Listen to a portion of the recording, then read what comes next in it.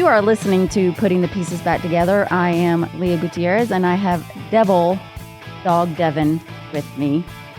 And that's good. Yeah. You know, I was really wondering if you were going to be able to get that down because let's sit here practicing it. I was really kind of hoping you were going to mess up because I wanted to make normally fun of call you. him Devin Dog. Yeah. Well, so I had to enunciate the Devil. Devin Dog. What does Devin that even dog. mean? I don't know. I think it's just I'm not used to marine lingo. Marine lingo? Yeah. You know, we got all kinds of lingo, you know, like well, most of it I can't say on a family-friendly radio show. Now that I think about it, but the first was coming to my mind was like all the acronyms, and I was like, that acronym's got a curse word in it. Do you know, like, that if acronym's you- got a curse word in it? But like if you can say a whole sentence in acronyms, but if you spell it out, it's like a paragraph. Oh yeah, no kidding. Yeah. Yeah.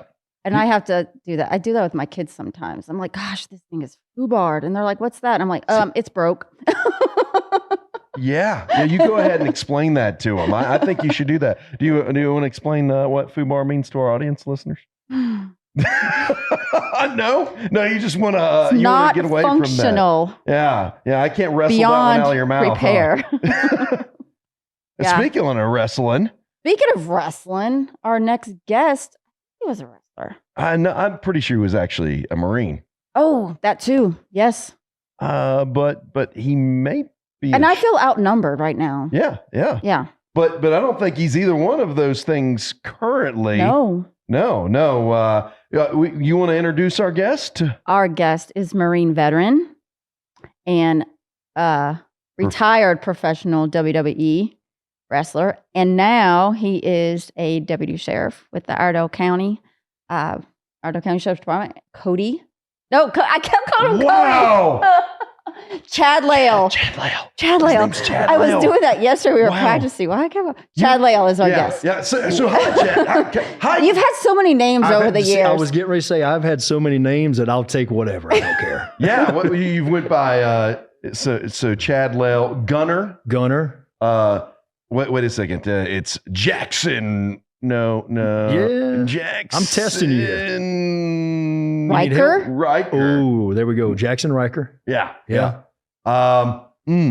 Man, I don't know. I don't know. Well, I mean, I've done a couple And then movies, so I've Corporal. had different You names. did it? Yeah, I saw that.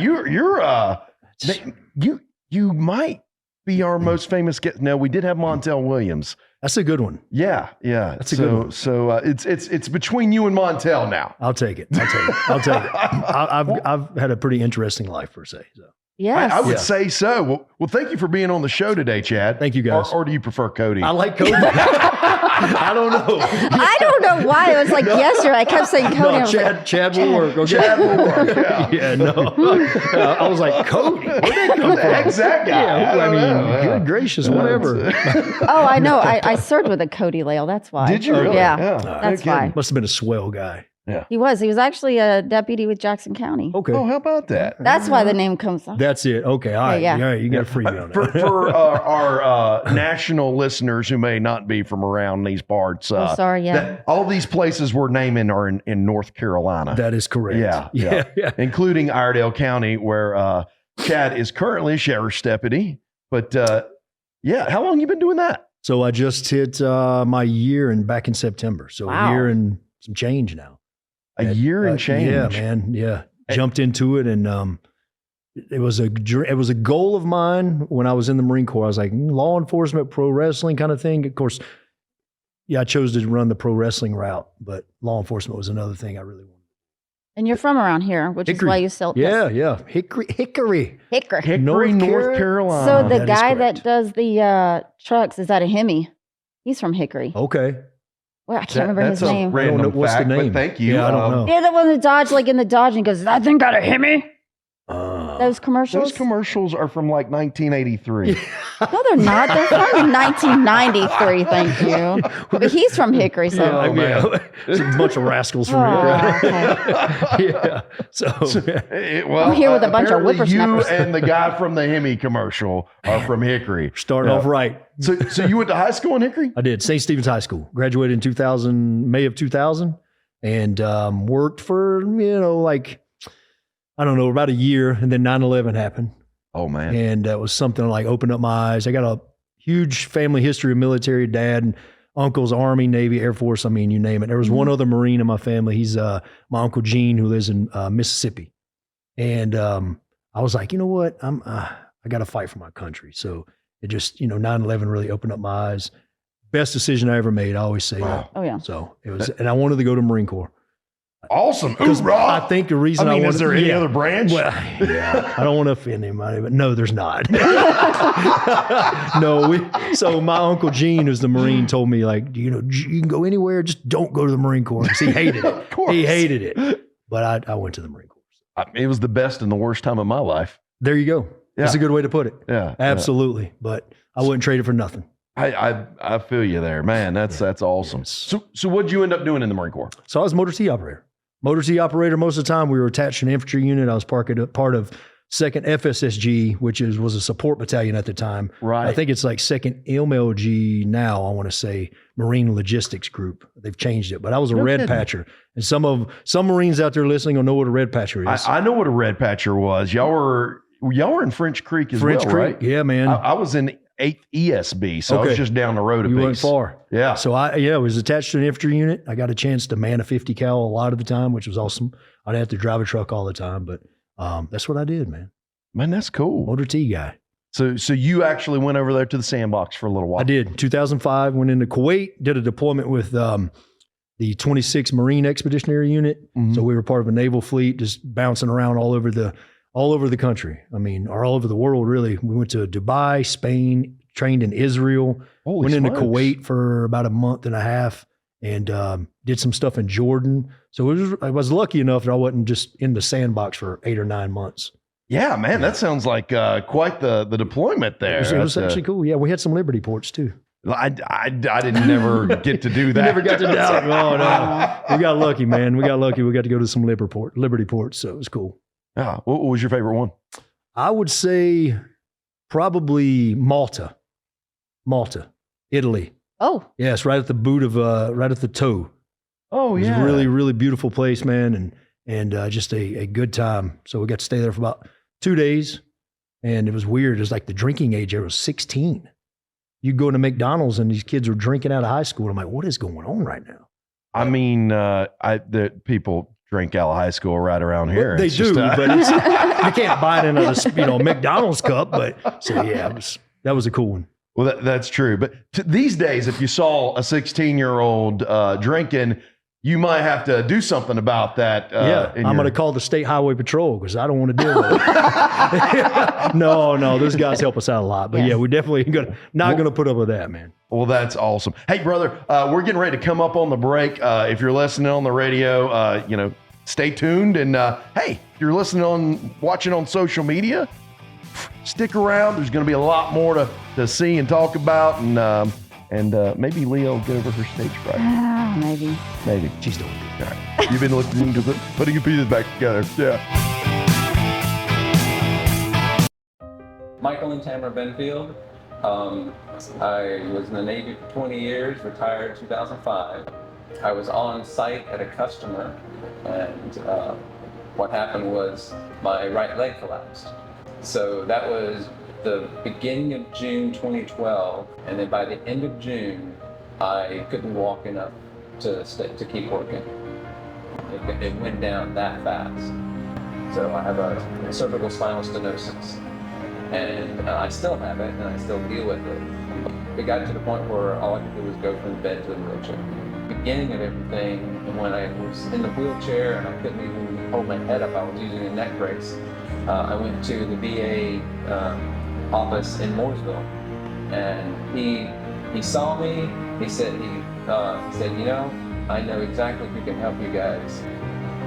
Purple Heart Homes took it on, and they started plans to build a wheelchair accessible addition to our house. God's grace through it all, allowing us to just walk through this step by step, and then bringing us together with Purple Heart Homes so that they provided, the addition is actually built 3 times better than our house. But all the things that it provided is just really hard to quantify. Anything that we can do to give back is what we want to do. We obviously can never repay what has been given. I But just love to help people, and it shows. very thankful for what you do for veterans, and that you're there for us. And you were there for us when we needed you.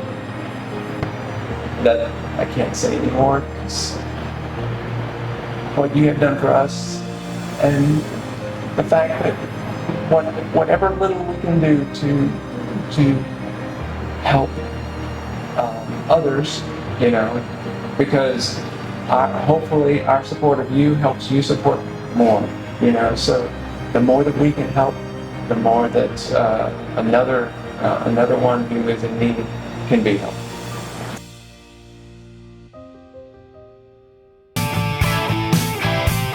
And welcome back to Putting the Pieces Back Together. Again, I'm Leah Gutierrez, which I can never say my last name.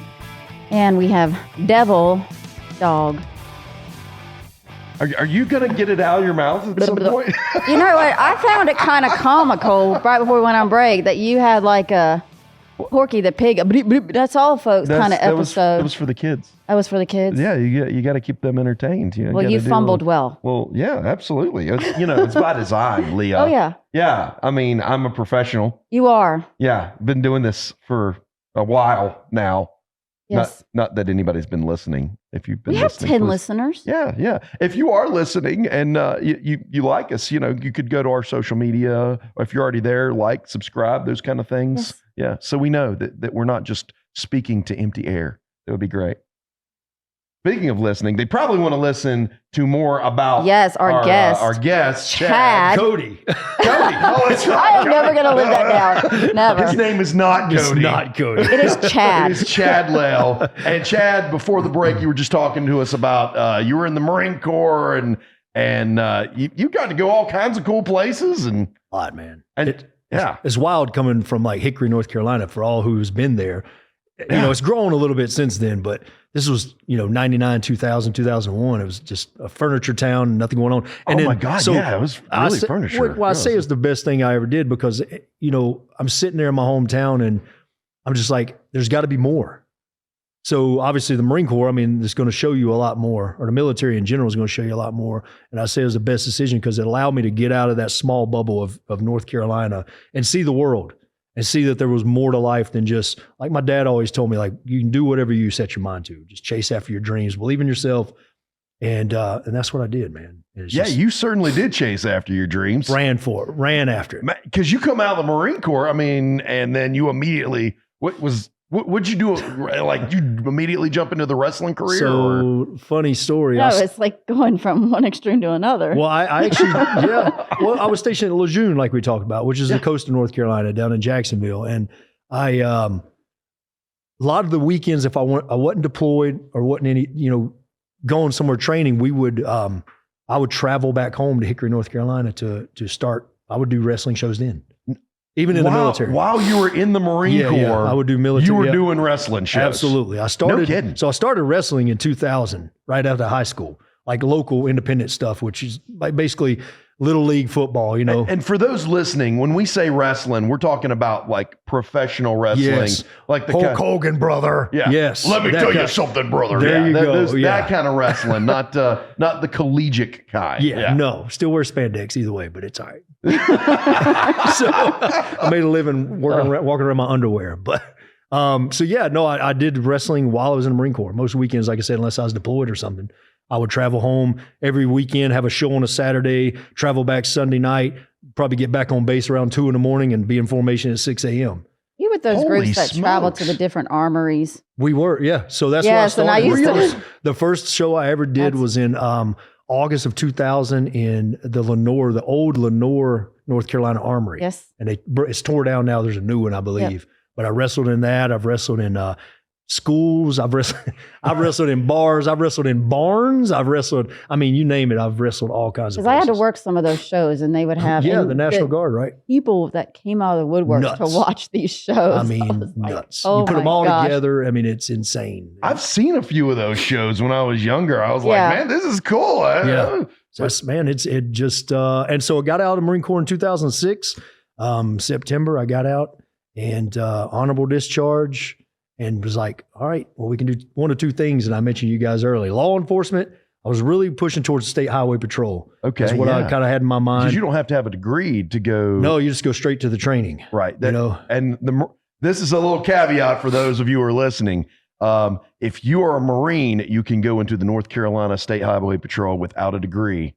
Correct. But any of the other branches, I'm pretty sure you. Unless they've changed it, I don't know. Yeah, yeah, I'm pretty sure you Yeah. have to have a 4-year degree I'll have to ask. because Army sucks. I mean, I could have went into law enforcement. Listen, we support all branches of military here. We okay? do support. We do. I mean, we love you, Army We just and give you Air trouble. Force and So Coast Guard. there's but- bases around like Fort Leonard Wood that the MPs, when they graduate, they're automatically can get a job with, like, they take their credentials. Yeah. Oh, Whereas, yeah. like, Well, for that's me, I would have had to still do BLET and all that. And I'm like, at 40-some years old, I was not jumping over walls and chasing down people what and I don't hitting blame you. I dummies. went into law enforcement at 41, so I did it. Yeah, damn, Yeah, Chad. I was like, But no, yeah, but like, nope, I'm you're like good. a prime specimen Oh, over here. man. I mean, Wait, did you go to Fort Leonard Wood? Yes. So I was there for my motor T school. I was Okay. there too. 2003. Yeah. It was freezing cold. I hated that place. Oh my gosh, it snowed and we had to dig ourselves out. It was nuts. Yeah, we had to send somebody out the window so we could get the door open. It was crazy. That place, yeah. So that's funny. We've all got that in common. Yep. God. Wow. So okay, yeah. So but I realized, like, so long story short, 5-year-old boy, 5-year-old Chad wanted to be a pro wrestler. Yeah. I grew up watching pro wrestling. I was mesmerized by these larger than life characters, Hogan, Undertaker. I mean, you name it. I watched it growing up as a kid, and I was like, okay, I at least got to attempt this dream. I can put law enforcement on the back burner for a little bit. It's always going to be there, but I at least have to attempt to achieve or to be a pro wrestler. Yeah, that one's got a timeline on it. It sure does. And some guys can do it longer than others, but I dove into it, man, and I gave it my all, and it ended up paying off. I mean, which we can talk about more in detail. I mean, Absolutely. it's Yeah. just- So you went from like doing gymnasiums and stuff, Yeah. and then how did you like get picked up by, was it TNA? TNA was the first one, which was, I think it's Impact now, Impact Wrestling, but Right. Yeah. that was in 2008. Kind of got my foot in the door with like an on-air security spot where me and another guy were in kind of like the owner's security, personal security, but we were on air like characters. So it wasn't like a security, like, hey, you put up the guardrails. It wasn't that. It was actually wrestling security guys. So it was really my foot in the door. And in 2010, I signed my first contract with those guys, which really opened up huge doors for me. I started wrestling the UK and Mexico and all these places all over the world. And that was my first contract. It was my first taste of it. But it took, I mean, it probably wouldn't have taken as long if I hadn't been in the Marine Corps, because I could have went after it quicker. But it took about, I guess, 7 years to sign my first contract.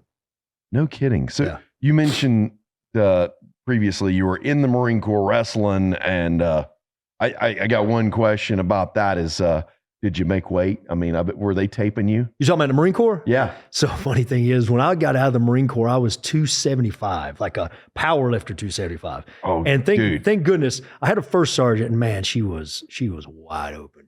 She wanted me on remedial PT and all this other stuff. Because you were but I could still, overweight. yes. Right, no. I could Quotation still marks. run and do all this other stuff. So I had a staff sergeant that took care of me. Oh, He's like, okay. no, we're not putting you on remedial. Matter of fact, he said, you know what? We'll make sure we make her happy. We'll put you on remedial PT, but you can just go to the gym. And I went, I love you. So no, I never did have to. That was the only kind of trouble. Our first sergeant, she was like almost ready for retirement. She was super hardcore. I didn't like her. I can At understand all. that. I mean, like, yeah, she's trying to put you on remedial Man. PT because you're. Yeah. Yeah. So, but that was the only time they ever messed with me.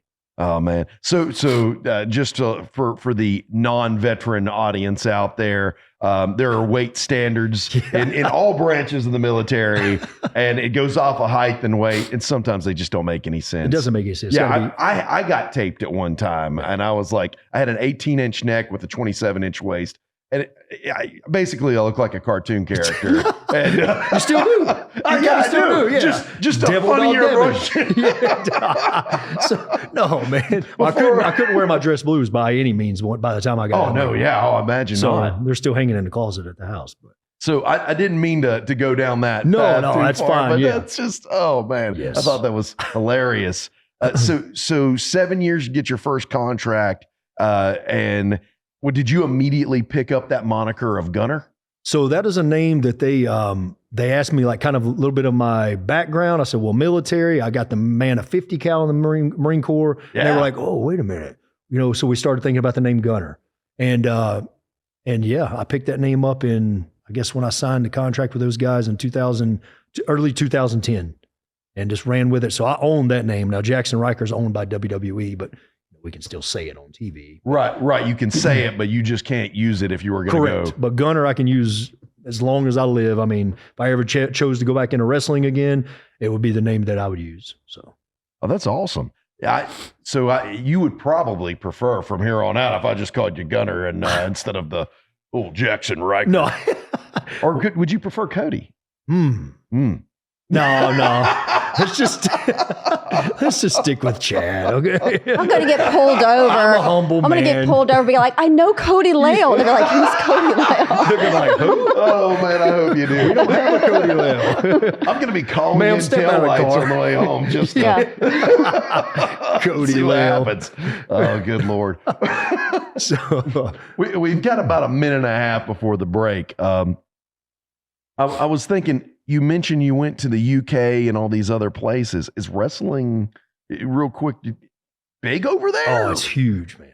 Like, even now in the United States, and I'll be brief about this, United States, like, wrestling has become so, it's mainstream, obviously, but like the media, like social media, everybody's got like an opinion when it comes to pro wrestling and all this stuff. But like the UK still goes back to the roots where they just love, like when I was growing up, storytelling. Oh, now, yeah. and it's for pro wrestling fans out there, they're going to understand what I'm talking about. Like there's Absolutely. a storytelling to pro wrestling, and you're painting this picture inside the ring. And now you can't make not too many people happy anymore. So yes, it's huge over there. When I was growing up, it was man soap opera, basically. It's a man soap opera. Yeah. Yeah. My uncle used to sit and watch with me and dad.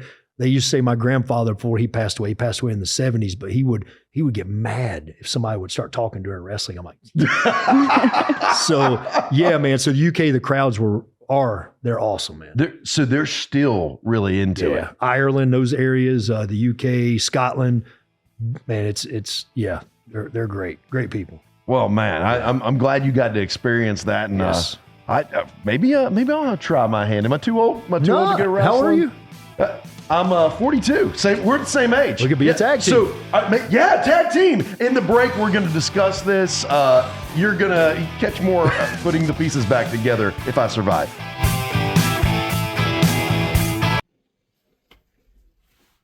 Oh, hello.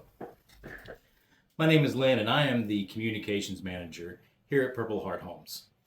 Today is Giving Tuesday, and you can expand your impact by joining our Hearts of Honor Club.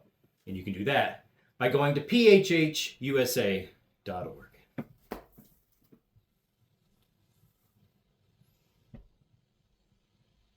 Really? Welcome back, to you Putting the pieces back together. What are you doing? This is my You turn. told me to come in. I don't think that's what I said. Yes, you said, why don't you bring us back, Leah? And then you declined. You're like pointed at me. I mean, is that not a clear indication that you don't want to do it? Well, I didn't think you would hold up to your end of the bargain. Oh my gosh. I think we should just like go at it, like SmackDown. Fight it out. Oh, wow. Yeah. Speaking of which. Yes, go ahead. That was our. Look, we finally got our We got a segue. segue. Yeah, it worked out. I'll be the ref, okay? Special referee, Chad Lail. Yeah. Are you going to wear the Gunner outfit? Why not? Yeah. I mean, maybe. I'll pull it out. What was the guy? That was like a flannel cutoff shirt. Is that what you wore most of the time? I had a ring jacket. A lady and her husband who own a company in Chicago called Warn Star Clothing, and they do Five Finger Death Punch, all these different bands. So I was the first wrestler they started working with in 2014. I met them through No kidding. can I say band names on it? I mean, I guess. Yeah. So there's no you've heard of other- Black yeah, Label Society, right? Absolutely. Yeah. So yeah. the I've former got guitarist, 'em on Nick vinyl. Cantonese, got me hooked up with these guys. So they started making my ring jackets, like at no cost for years. They just took care of me. No kidding. And I mean, some of these jackets are like $1,000 coats. But- Holy smokes. so I was very fortunate, man, to have somebody like that who was just amazing. She's amazing. Wow. Was that because you were a veteran or? Yeah, I mean, we had a conversation on the phone, and they were looking to kind of branch out of music and not just do music as well, but wanted some other. So now they do. Now I've got them. They do all of, for wrestling fans out there, know the legend Edge from WWE. Yeah. They do all his ring jackets. No and kidding. him and I started talking. He's like, "Man, where'd you get these at?" And lo and behold, I hooked him up, and there you go. So their gamble paid off with you, right? Oh, there. absolutely. Yeah. And Man. because they got a lot more wrestlers now after me that were like, dude, these are great. Because they were one of a kind. And I still have every one of them stuffed in the closet. They would do like small things like Eagle, Globe, and Anchor, or like Marine, or, however many years I was in the Marine Corps forward, they'd put certain, so there's like little things that mean a lot to me. You know what I mean? Oh, that's awesome. Yeah, it paid off a lot. So, and then my trunks, which we call our gear, what we wrestle in, my underwear, Yeah. they were made by a good buddy of mine down in Georgia that I knew. So They call them Ranger panties. Ranger, we call them Ranger, yeah, whatever. Yeah. But isn't there like little symbols or something on y'all's duty uniform? Are you talking about like the BDUs? Yeah. Battle dress? So the new camouflage The does. digital? The digital does have little Eagle, Globe, and Anchors. Yep. So the Marines are the originators of digital camouflage in the U.S. Yes, you are. They are. The Army just copied us. They wanted to look like us. I mean, it was now one the of those Navy, things. and I guess everybody's got Yeah, it. everybody- Does everybody do those digital? ones that we changed to the ACUs What that is were it? supposed to be green, but they looked blue. I heard about Oh, that. I'm like, what are we wow. going to do? Blend in with gravel? I heard about those. If it Oh my make- gosh. I mean, most combat's in urban environments anyways Yeah. these days, right? Yeah. You're just going to blend in with the gray. Just It's fine. It's fine. Yeah. I don't know. Horrible uniform choice. Let's roll with it. Yeah, all right. So, Oh, good Lord. So you got these fancy ring jackets and you got Edge and all that. yeah. So you probably met a lot of the wrestlers. Man, doing the- yeah, I've met all the guys I grew up watching. The only ones I really never got a chance to meet, Stone Cold, I didn't get a chance to meet him because he was basically retired and not even part of the scene. He was doing movies, doing podcasts, all the stuff that he does now. And who else, man? I was trying to think. Ali. Did you see John Cena? Yeah, did I see him? Is this a trick question? Yes. I met John many times. Yeah. Yeah. I never did go up to him and go, I can't see you, because that probably would. He'd be like, get out of here. Yeah, bro. Yeah. But yeah, so man, like been around Hogan, been around Flair, been around Sting. I mean, you name it. I've got the chance to, some of them wrestle, and a lot of times be in the locker room with. So you spent all those times with those big name wrestlers that a lot of us remember watching growing up. I mean, who was your hero, like, and did you get to meet him? Hogan. Hogan was the one that got me. I talked about being 5 years old, that I remember seeing him on TV as a 5-year-old kid going, what in the world is this? Because I loved action movies as a kid, and I loved bodybuilding. So of course, Arnold Schwarzenegger and then Hogan, it was like the best of both worlds. And so Hogan was the one that captivated me as a child, and I got a chance to be around him a lot, man. And then I hadn't seen him in probably, it had been 5 or 6 years. And in 2021, we had our first WrestleMania back live in Tampa, Florida, that I was a part of. And Hogan was backstage, and I went up and shook his hand thinking he's probably not going to remember me. And dude, he remembered me by name, not Cody, but he remembered me by name. No, but he did. He remembered me by name, and I'm just thinking, that's insane, man. Like, That is this guy awesome. grew up like wanting to be like, knows who I am, And he was just sitting there. We sat and talked for 5 or 10 minutes, and it was just great. That is cool. Yeah. So Man. I got a lot of guys I grew up idolizing, but that was the main one. I think everybody during that time, if you were alive in the 80s, Hulk Hogan, it was Huge. I mean, like, you Yeah. might have had your favorite, like The Warrior, The Ultimate Warrior, Warrior, Ultimate Warrior. was huge. But Hogan's just, Macho Man Randy oh yeah, Savage. that's one of my favorite, man. I never got a chance to meet him because obviously he died back in, I can't remember what year. It's been a while back, but he died. So, Yeah, he was Hogan's heel though. yeah. Oh yeah, they were good buddies. They're the Mega Powers. Oh yeah, and then he split on him, man. Oof. I tried to get with Miss Elizabeth, and no way, brother. Yeah, dude, it was so great. I love wrestling. Did you get a chance to be both the hero and the heel? I did. My favorite was, when I was in TNA with Gunner, I did the hero thing where they would have me coming out kind of pushing the military veteran thing, which was cool. Right. But when I get a chance to be like what we call the heel, the bad guy, it's always fun because you just trash talk people. And you can just be more dirty in the ring. You know what I mean? So it goes back to like having, like a bar fight. I mean, you're just that dirty guy who uses anything you can to win. So I don't know. It was anything you can. I mean, depending on what type of match it is. Yeah. But, Did you have a special move? I was looking that up. I couldn't I've had a couple. Yeah, with TNA, it was I used the power bomb.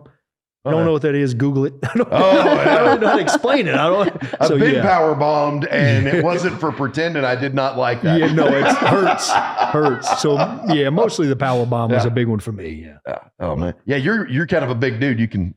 I mean, I'm not asking for you to powerbomb me. No, let's not. Don't do that. These floors are concrete. Maybe we can do a Joe's like, yes. Yeah. He's like maybe violently shaking his head. That's not going to make for good radio when I don't get back up. I could do a fundraiser for PHH. There you go. PHH. Oh, yeah.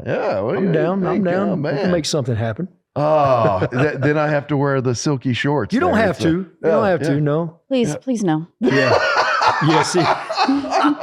Joe again has his thumb up. Our producer. Joe was not here when he ripped his shirt. That's true. Yeah, I did see that. If you haven't seen that, I made a little promo video. That was incredible.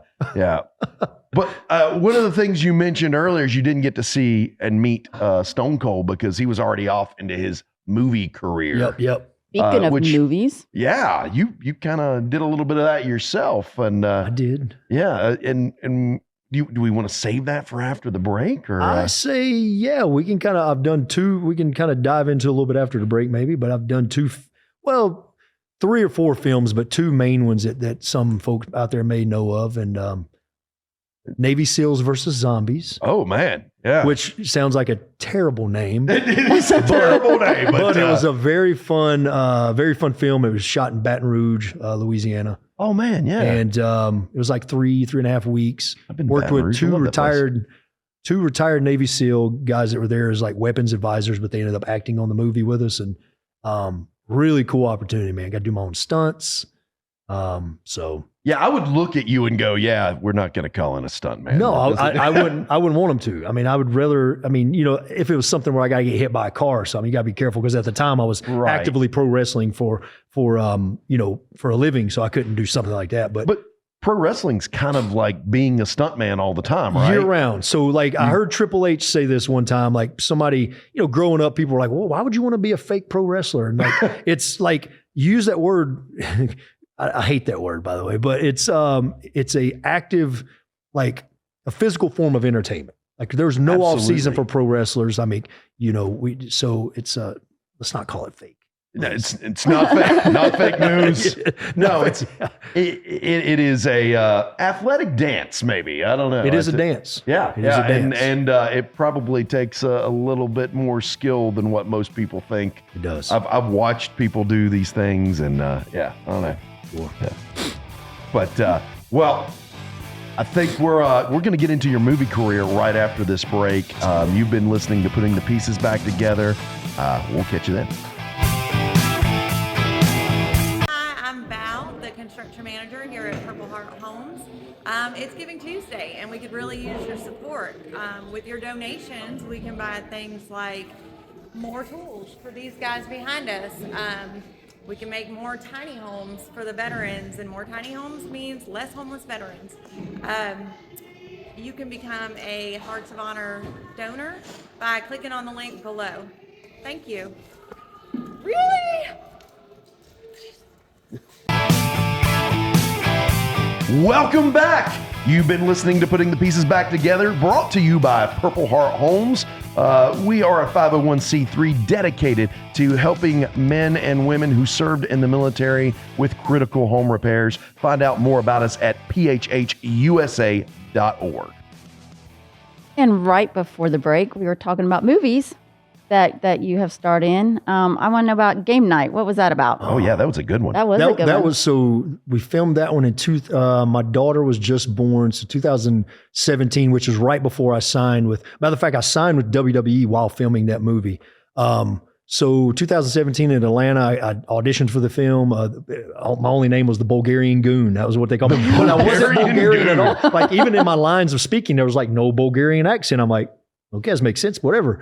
But I got a chance to work with like Rachel McAdams, Jason Bateman, Michael C. Hall, I believe is his name, that played Dexter. Yes. And little did I know he was is from North Carolina. Oh, I didn't know that. Yeah. So, but just a really fun film, and we filmed it down in Atlanta. It was like probably a month shoot, getting a chance to work with those guys and two really good directors they've directed many, many films. You remember the show Freaks and Geeks? Yeah, that was a great show. So one of the directors was one of the actors, and I can't remember his name, but they were all really cool.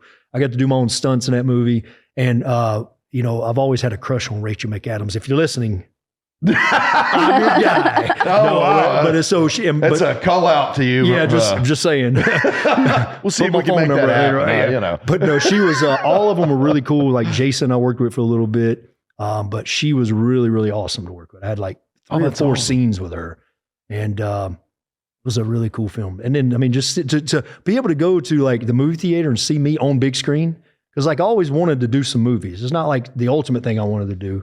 But I was like, to be able to go at the time and watch that with my family and go, man, that's crazy. Yeah, it is. So that crazy. doesn't bother you to like watch? I know some people like it weirds them out to. No, even watch with on wrestling screen. for years, I had to like study my matches. Yeah. So I knew that maybe we should try that. Maybe we should not do that again. Listen to my promos, meaning when I'm talking in the ring or talking backstage, like what to do better. Or what not to do again. So it's kind of like studying yourself a week. Because some people, I got buddies that hate watching themselves. And I'm like, dude, why? That's how you learn. Absolutely. I listen to every single one of these shows back just to see what we did wrong and what we could do different. Correct. Yes, a learning process. Constant improvement. So you really have got to do like a full gambit of things. You're Marine, professional wrestler, movie, professional actor, and now you're with the sheriff's office. Yes. Yes. So I knew we started off on that, but what ultimately brought you to come and be a sheriff? Well, in 2023, I got out of WWE in 2021, November 2021. And I knew that like, I'd always said that when wrestling got to where it was, one, not really fun anymore, or my body was hurting, that I would step away. I wouldn't be one of those guys that in my 50s, I'd just crippled walking around because I got an 8-year-old child. That's my goal, is to be a father, not be crippled. So I was like, all right, it's going to be time to hang it up. What can I do? And I started thinking about law enforcement. I had an uncle that was retired out of a police officer in Newton, North Carolina, and just kind of started talking to a couple guys here at the Iredell County Sheriff's Office. One of them, Chief Hamby, who a lot of the listeners may know. He ended up getting a meeting with me, sitting down with me, brought me into the sheriff's office and spoke to, Sheriff Campbell, Darren Campbell, and one thing led to another. I had that meeting, and then the following Monday, out of all, things that happened, there was a free spot that had just opened up for basic law enforcement training. Kidding. And they put me right in the class. And I was like, well, this is getting shotgunned here, but I've always looked into life as like there's a purpose for things. Things happen for a reason. It's not, to me, I don't believe in coincidence.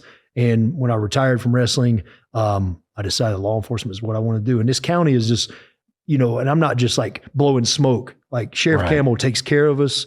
Like we got an amazing agency. We have an amazing county that backs the law enforcement here. Oh yeah, this is a great place to live. It's amazing as far as law enforcement goes. I mean, I have all the faith in Sheriff Campbell. Oh and, he's a genuinely good dude too. Like he's a good guy. I like fun to talk to. And, a good Christian man. Like, and that's big about my life is just working for someone who has good morals. Absolutely. And he wants us to get out into the county and show our face and be a part of the community so people see us as deputies, but also as like, I guess, friends in a way. They can trust us and rely on us. Well, that's what you really should want from your law enforcement. They're not there to punish you. No. They're there to keep the peace. They're officers of the peace. And that's, I really do think that Iredell County does a particularly good job in being an officers of the peace rather than just people who are punitively there to enforce the law. Correct. Yeah, we're not bullies, per se. Yeah. No, we're not, man. Although if you wanted to bully, you're a pretty big fella, right? Yeah, I mean, I could. But there's a big thing I don't like is like when we'll meet kids and moms and dads sometimes, and don't say this to your child, but like a lot of times the mom and dad will be like, you see that law, deputy there? If you're not good, I'm gonna have him arrest you. And like, don't talk. We don't want a kid to be afraid of us. Absolutely. So I'll go into schools with these, in uniform and speak to these kids about, and you did it with me. We talked to the kids. I met you there. Yeah. So it's like, we don't want them to have fear of law, like respect the law, but we want them to understand that, no, we're the good guys. I always did the opposite. I would see a sheriff's deputy or a policeman, and they were like, hey, you see that guy right there or that gal? If you're in trouble, that's who you go to. That's who you can talk to. Yep. And I think that I wish more parents would do that. I agree. And I teach my 8-year-old that too. She'll meet and she's just been instilled with this. She'll meet a veteran. She'll see somebody with a military hat on, and she'll be like, "Thank you for your service." It's an 8-year-old, So she's wonderful. Yeah, it's just something she's instilled with, and I love it. Yeah. Well, I wanted to get back to something you mentioned earlier, that you said your faith was important to you, and you're kind of doing something right now outside of the sheriff's department with that. What I do, man. I'm fortunate enough to be able to speak in some churches. I have different pastors that have called me to come in and speak. Youth ministry is like a big part of my heart. Because these are our future leaders of the world. Regardless of what everybody your beliefs are. I think it's important to instill in them. And so me and a friend of mine about 3 years ago, started a youth retreat, kind of a camp that we do in August every year in Tennessee, out in the mountains. And we bring, 15, 20 kids from 12, 13 to about 17 in. And just, we all come together as kind of youth leaders and these kids and just talk to them about, obviously, our faith in Christ. What it means to me, what it's brought me through in my trials and tribulations in life. And I think it's like always been very important for me. Growing up, I was in a church-loving family. And obviously, in my 20s and 30s, I steered my own path and went down my own road. But there's always been something kind of pulling me back. And I just like to share my story of like, we don't have to get it right. We don't have to be perfect because nobody's perfect. No one is perfect. You know what I mean? There's only one perfect man, and it was Jesus Christ in my eyes. You know what I mean? And so it's very important to me, and that's what I love about this county as well. I mentioned a minute ago that it's something that Sheriff Campbell's like, the first thing he said to me, I remember we're sitting at a desk having an interview, and he said, I want quality, not quantity. I want a quality deputy. I don't care about numbers. I could go out here and hire anybody I want to, but I want quality. And he said, I also want someone who's going to go out there. And he looked at me and said, are you a believer? And I said, absolutely. He said, I want somebody that's going to go out there and share Jesus with these people. And I have a lot of opportunities, man, with somebody's in the back of my car to just, and it's not me thumping a Bible or preaching to them, but it's me saying, hey, today's not the last day. Tomorrow's going to be a new day. And then just kind of sharing some things with them. So, I can imagine that's got to be a unique experience. Having somebody being in the back of the car and feeling really, they're clearly getting ready to go through some bad stuff, going to go to jail or what have you, and having somebody being willing to take the time to speak with them. Sure. Telling them that there's still hope. There's still hope. Well, and I always tell them, like, I could be in your position. I could have been in your position, but I chose otherwise. A lot of these folks have lost hope. But we work in a good, I guess, ministry field where you can kind of share some hope with them. So it's kind of beautiful, really. That's a one, man. I don't know that I've ever had anybody talk about law enforcement that way, or at least the duty of being in law enforcement. I think if more people had that attitude that were in there,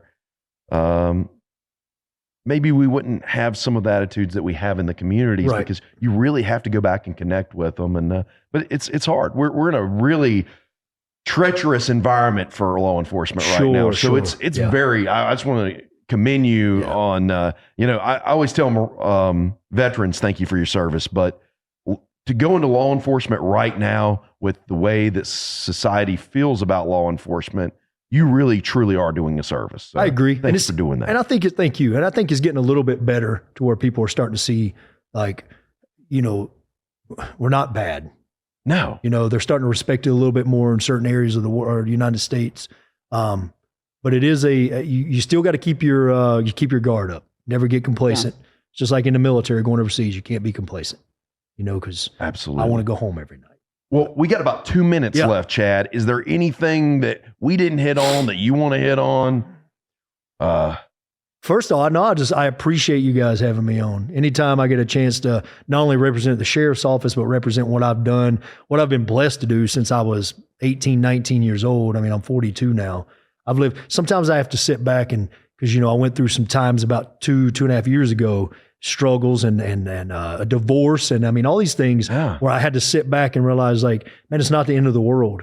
And realize, like, my mom even said, like, you've went through a lot of things. You've lived a very interesting life.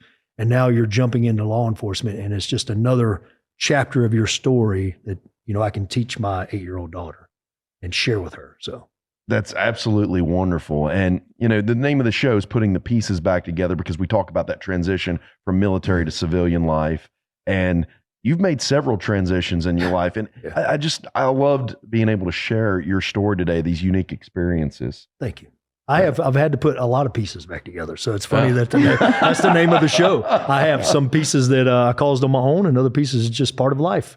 But it's true. And I want to say thank you for what you guys do at Purple Heart Homes and giving back to these veterans who, man, some of them have given almost everything or lost everything. Absolutely. So we appreciate it. Well, Leah, you got any final thoughts? No. What's my name? No. Chad Lail. Chad Lail. I like the fact that she doesn't. I've never met somebody who goes, man, I don't really like to pronounce my last name. I'm like, I've never I'll heard tell you about that. Yeah, I got to hear it in a little bit. That's good. Well, we may have time for a final little story and like the social media, so stick around for that. Yes. Hey, you've been listening to Putting the Pieces Back Together, brought to you by Purple Heart Homes. We'll catch you next week. Bye.